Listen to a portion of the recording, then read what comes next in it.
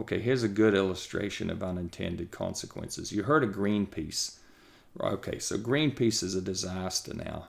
And at one time, they were like, my heroes, because as a kid, they were, with the Rainbow Warrior in New Zealand, and that was blown up. But they were, they were saving whales. And but they've been hijacked by an anti-human zealotry where it's tragic. But anyway, nonetheless, they're a good example because there's lots of called NGOs, environmental NGOs out there that are big business. Like Greenpeace has a budget of more than $350 million a year. So make no mistake, they're a big business, and they also need to keep the alarmism going, right? Just like we talked about before with the anti-GMO, with all the tactics about fear and disgust. So Greenpeace has made a big part of their whole mission now is to be anti-GMO. And they've gone to great lengths to stop a case study that I like to just chat about, which is called golden rice. You may have heard of it, but golden rice was invented through breeding 20 years ago. The two inventors, scientists, a Swiss scientist and a German, Petrikis and Bayer, Petrikis and Bayer, I think. They made the cover of Time, and the headline said, "This breakthrough could save 1 million children a year, 1 million kids a year." And the breakthrough was because poor people of the world, many are eating rice every day. Rice. That's the cheap foundation calories that's available. And unfortunately, rice doesn't have vitamin A in it, and so what we have in the world is we have about 500,000 children under school age children are affected by vitamin A deficiency a year, and about 250,000 of them children are blinded by this. So it's a terrible consequence. They go blind, and then something like 50% of the children, these little children that become blind, die within 1 year. So there's a horrendous cost in life and quality of health for the poor people of the world from vitamin A deficiency. So these scientists came along, and they took the beta carotene as a precursor for vitamin A. And beta carotene is a carotenoid which gives yellow or golden color to example, carrots and corn. So they took a gene from corn, maize, and they put it into rice. And now you have golden rice. It has literally is golden color, and it has beta carotene in it. And so now as people eat this rice, they would take care of their vitamin A deficiency, no more blindness, no more sickness from it. And they patented it, and they made the patents free to the world. They didn't sell them to Monsanto or Syngenta or any other Bayer or anyone. Free to the world.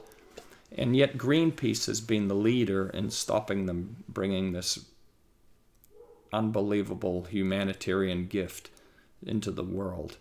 Greenpeace has, in their activism, has destroyed the research crops and lobbied governments, as example in the Philippines and Southeast Asia, to stop it from happening, because they would rather have people suffer and die, than allow a GMO crop, rice, golden rice, to be brought into the world. So it's a absolute. Well, anyway, that's what I'm telling you about unintended consequences. It matters. What you do matters, and what you say matters. And the problem with this, taking such a stance of being against technology and food, it's irrational, because we've talked about that. There is this whole GMO thing is it's just a it's a morass of unguided fear, baseless fear.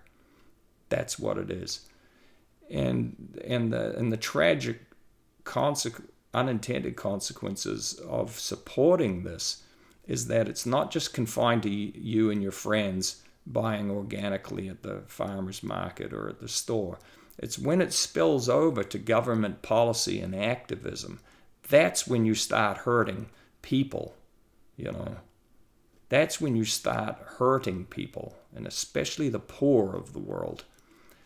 Wealthy people, wealthy nations, we can pay a lot for food. You know, we're not going to starve. If you have money, you're not going to starve. You can buy all organic, you know, forever. But it's billions of people that are vulnerable. You know, we talked about it. 750 million today living on less than $1.90 a day. And there's billions coming to the world, and they're going to be in Africa and Asia. At the start of the talk I mentioned, 8 out of 10 people that are on the way will live in Asia and Africa. So, you know, and these are the most vulnerable areas of the world for producing food and for economics as well, you know. They're developing, and they must have cheap food. Cheap, safe, abundant food. This should be our mission to provide, right? Okay. So, there we have that piece. Now we should talk about some great optimism, like the realistic optimism of what we can do. You know, this area of gene editing, as I mentioned, you know, there's been a progression as we're fine-tuning tools. Now we have what they call targeted breeding solutions, but they're just fantastic. What we can do now, you know, we used to be hitting everything with a blunt instrument, like as I mentioned, mutagenesis through radiation and bombarding of cells and genetic. No, we don't do that anymore. Now is the era, the dawn of CRISPR and talons and zinc fingers. But these are technologies where we can be very specific at cutting out genes or silencing them, right? We can do both, knock out, silence, but we can cut and paste, just like editing a Word document. You search for a genetic code, and then you cut it and you paste, just like Word. Search for a word and replace it with a different word. Now, the thing that's amazing about this is not only how specific it is and remarkable, but the other thing is that it's within the species. You see, so now we're not talking about taking a gene from bacteria and putting it into corn. Or now we're not talking about taking a gene from, let's say, a gene from a mushroom and putting it into a tomato or something, right? Because that's horizontal gene or transgene transfer. But now with gene editing tools, modern tools, we can do it with all in the species. So all we do is we look for within any species, as example, potato. Now you'll know that the potato blight killed more than 1 million people in Ireland in the 1845 to 1850. But potato blights, fungus, and they're terrible. And we have rust, which is another fungal pest for wheat and cereal crops as example. So anyway, more of these. Now we can take it from the potato that has a gene profile that's resistant to potato blight, okay? And then all we do is we take it from that potato, and then you introduce it to all the breeding of all subsequent potatoes, and now they're all immune to the blight. Do it with rust. All the wheat is immune to like UG99, which is just a terrible, terrible rust that's destroying, in Africa and Middle East and all the way to Australia, okay? You can do it with animals. They've done it with PRRS, porcine respiratory reproductive syndrome, PRRS. You can infer immunity so that all the pigs are immune to PRRS. the bird flu, right? We've already done it with avian leukosis as a bird, but we could do it with bird flu, the one that people are worried about for a pandemic. They're working on it, where we could take from one chicken that's immune to the bird flu, and then you could populate it in all the progeny line, and then you could have immunity to. So it can be done with plants, and it can be done with animals, and of course we can do it with bacteria and viruses. And so here's a remarkable technology that maybe people will not be so resistant to, because they can't really call it, frankenfood, like you're taking it from one animal to another, even though we already discussed that that's baseless fear. But anyway, so this is incredibly encouraging. You can put salt tolerance into rice as examples, so that you could grow it in salty waters. You can put drought resistance, so that as we have climate change, that our crops are not vulnerable. And heat stress in animals, we can improve their capacity to deal with it. It's like absolutely staggering. So this is a great opportunity for us, and hopefully people will not be so resistant to it. The second thing that just happened is we have COVID, for this past year, and now we have the vaccines. We have a whole suite of vaccines, and they're a miraculous breakthrough again, building on what, all the way back to Jenner and the smallpox vaccine. But now we have mRNA, which is a genetically modified vaccines, and they're being brought to us by these different companies around the world. And so now we're injecting a GMO vaccine into our children and our parents and our brothers and sisters and ourselves. And we're all very happy about it, right? But that's a GMO injected right into you, and it actually incorporates itself into your cell, right? This is the part. It's like a messenger in the bottle, and then it starts building the proteins, and so they have recognition of COVID and COVID SARS-19 and the crown, protein crown recognition, whatever. Okay, you get the point. So that's also reason for optimism, because now people might be also less alarmed about having farmers use genetic engineering technology and other technologies in production of food. So, okay, so there's some positive things.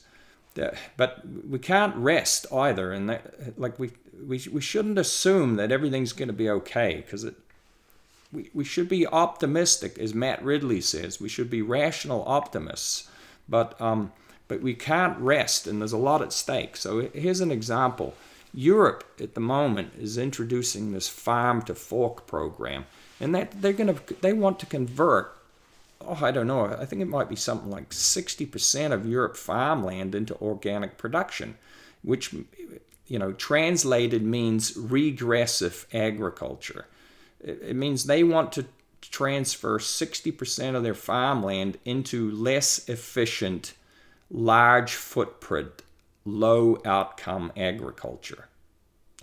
In the meanwhile, we're adding 3.5 billion people to the world, which means a whole new India and a whole new China coming into the world in the next 80 years. Like, this is no time to be complacent. And okay, so now we're going to circle back. Why the hell is Europe doing this? And of course, Europe puts pressure on everywhere around the world, because they have what we call a halo effect. And now we see Mexico. They just announced, their president in January, that they're going to remove all GMOs from Mexico, and they're going to get rid of Roundup, glyphosate, which is, glyphosate is maybe the most remarkable. It is. It's the greatest gift to food production through chemistry in terms of a herbicide that's ever been invented, and yet they're going to get rid of it. So, and they've been consuming GMOs and using Roundup for 20 years, but now they decide to get rid of it. Germany has announced that by 2024, so 4 years away from now, they're going to get rid of glyphosate as well. So this idea of rejecting technology is real, and it has big consequences. And the consequences, we won't be able to feed the people we need to feed, and the environment's going to suffer greatly because we're going to have to use so much more land and resources to produce the food if we can't intensify, We must intensify and get more for less, more from less. That's the key. And technology is the solution. That's the only way you can do it. And okay.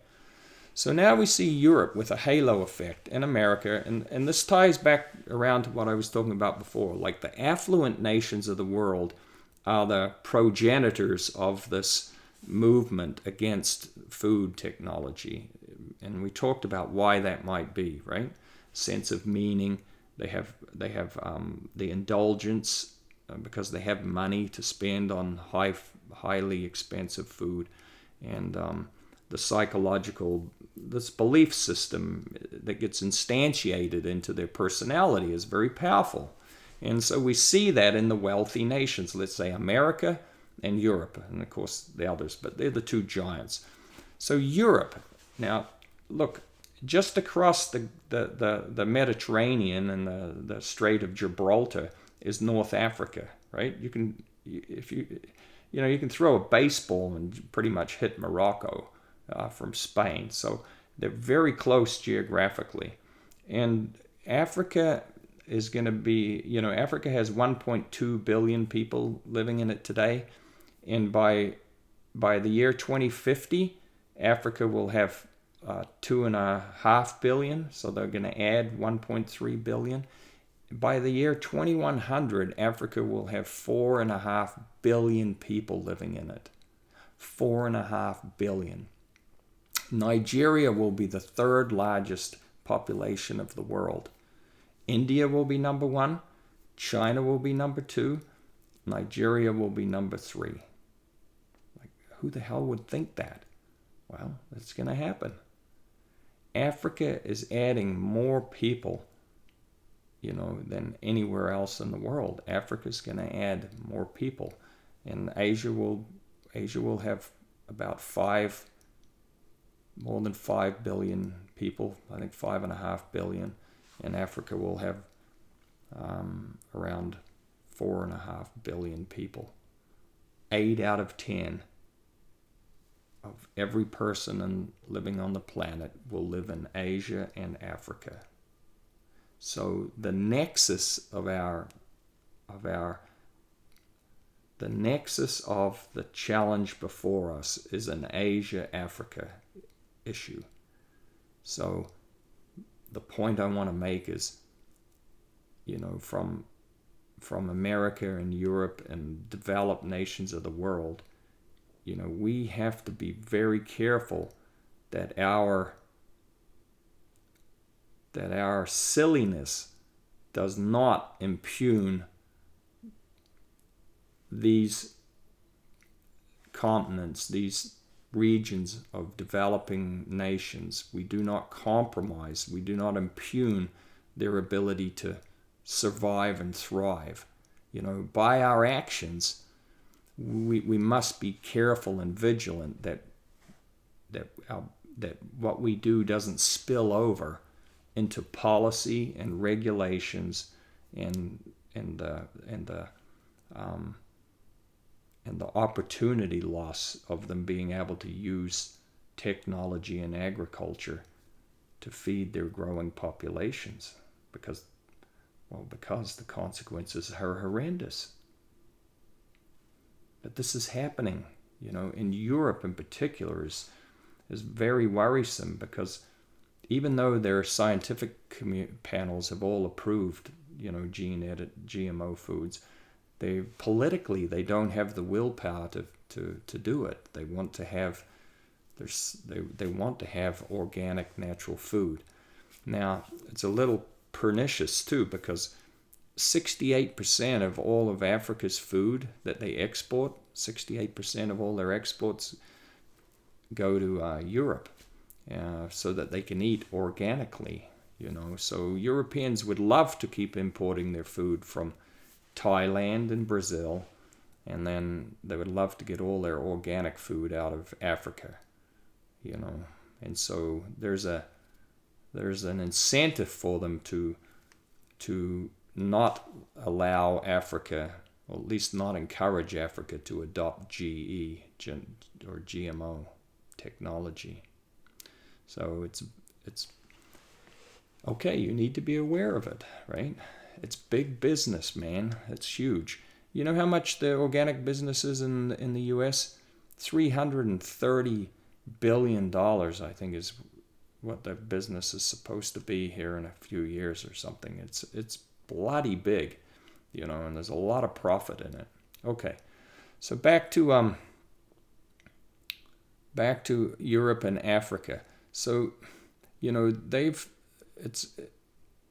it's very interesting, and this is why we have to be aware of our decisions.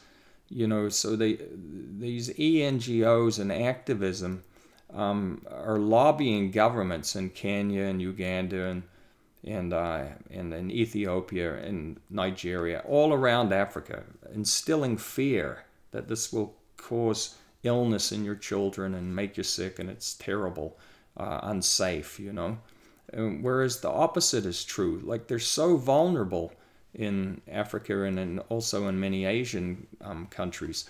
They're so vulnerable to insects, locust plagues, where we need to use pesticides. They're so vulnerable to like fungus and rust and diseases that attack their crops, pests and fungus and viruses. And they're so vulnerable to drought, so they need drought-resistant plants. And all of this could be, delivered. We have so much that could be handed to them now that they could use. And, Africa has the lowest yields for crops, corn, wheat, rice in the world. But there's so much optimism. Africa is also home to 60% of available arable land in the world. It's about the size of four times the U.S. available arable land. It just needs to be deployed and developed with technology. And then they can feed themselves. They can feed the 2.5 billion that'll soon be there, and then they can feed the 4.5 billion. And they can probably feed Europe as well, who seemingly don't want to be fed by themselves anymore. So Africa is amazing potential and absolute reason for optimism if they are allowed to utilize and get access to technology. In Africa, they just enacted a free trade agreement among 54 African nations. It's the largest one in the world for number of countries involved. Free trade. The movements of goods and services. This is as Adam Smith wrote about in The Wealth of Nations. I mean, it's the foundation, capitalism. It's the foundation of wealth creation. And wealth creation is the foundation of quality of life, health, security, longevity. So they've got to have economic freedom, and they got to have access to technology, and then they'll do great. My point is, don't, by your actions, be careful, because you can have an unintended consequence of destroying the hopes and the welfare of millions and millions of people. So please, if you're going to eat so-called all natural and organic food, by all means, please do that. But do not impugn technology in agriculture, the use of it. Do not impugn the intensive eco-modern farming systems that are actively pursuing and using all kinds of technology, from drones and big data and synthetic pharma and biology, because these are the people who are going to produce, the farmers. These are the farmers that will produce the food to feed the world, and we must have it. So just,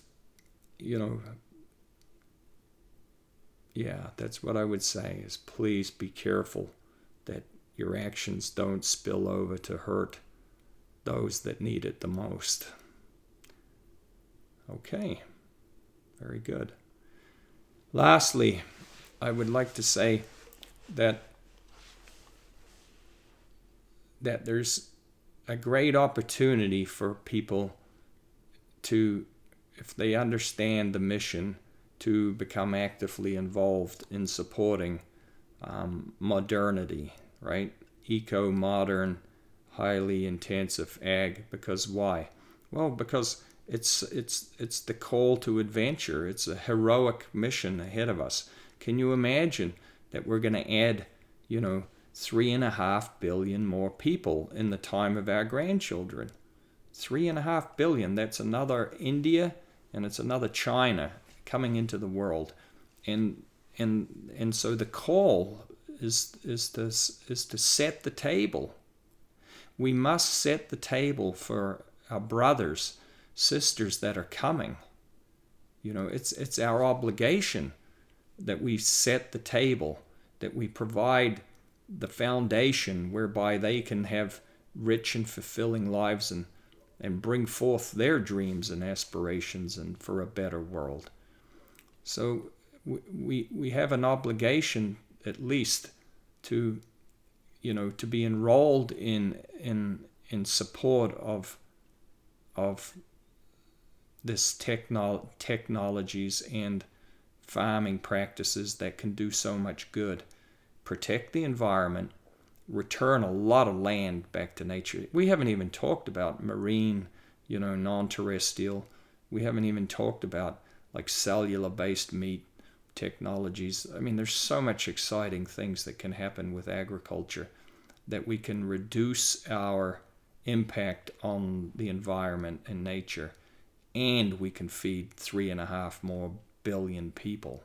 This is the monumental task, but it's such an exciting opportunity, And if we could say to people, look, we're going to leave this place, we're going to leave the world in a better place.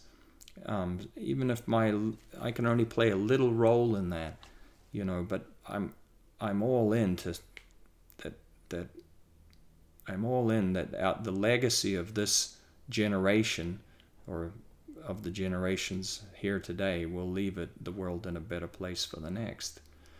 And I believe if people understood what's at stake, with so many people coming, and they're all coming to the developing nations of the world. They're not coming to America or Australia or New Zealand or Europe, They're not coming to Canada.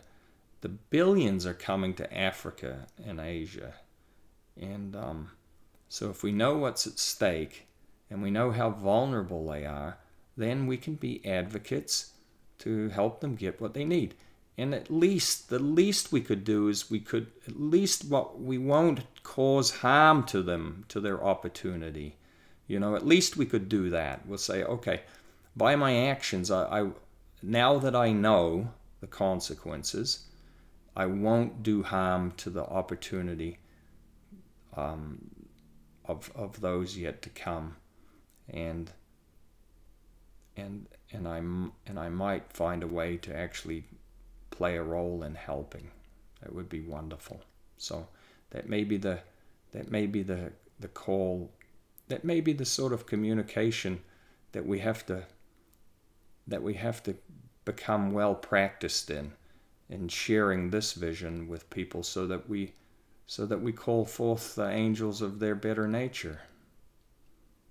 Because People want to do good. They would love to help.